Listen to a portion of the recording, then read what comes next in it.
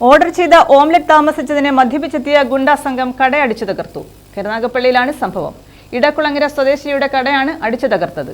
അക്രമത്തിൽ സഹോദരങ്ങൾക്ക് പരിക്കേറ്റു. ഒരാളെ പോലീസ് പിടികൂടി.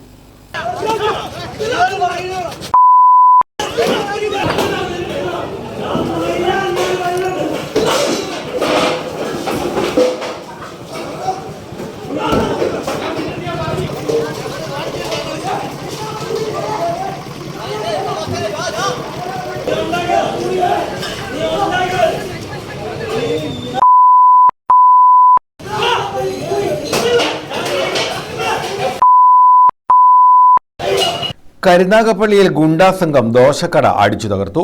ഭക്ഷണം കഴിക്കാൻ എത്തിയവരെയും അഞ്ചംഗ സംഘം മർദ്ദിച്ചു. മർദ്ദനത്തിൽ പുലിയൂർവഞ്ചി സ്വദേശികൾക്കായ സഹോദരങ്ങൾക്കാണ് പരിക്കേറ്റത്. കൊല്ലം ഇടക്കുളങ്ങര സ്വദേശി ഗോപകുമാറിന്റെ കടയാണ് മദ്യപിച്ചെത്തിയ ഗുണ്ടാ സംഘം അടിച്ചു തകർത്തത്. ഓർഡർ ചെയ്ത ഓംലെറ്റ് താമസിക്കുമെന്ന് പറഞ്ഞതാണ് പ്രകോപനത്തിന് കാരണം. സംഭവത്തിൽ കരുനാഗപ്പള്ളി പോലീസ് അന്വേഷണം ആരംഭിച്ചു.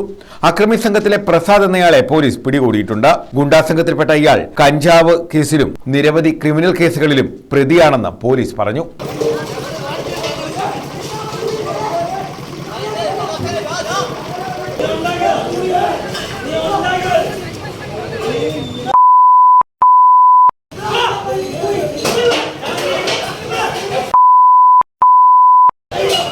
ഇതേസമയം സംഘർഷമുണ്ടായ സ്ഥലം ആലപ്പുഴ പാർലമെന്റ് മണ്ഡലം NDA സ്ഥാനാർത്ഥി ശോഭാ സുരേന്ദ്രൻ സന്ദർശിച്ചു. News bureau, Karunagappally.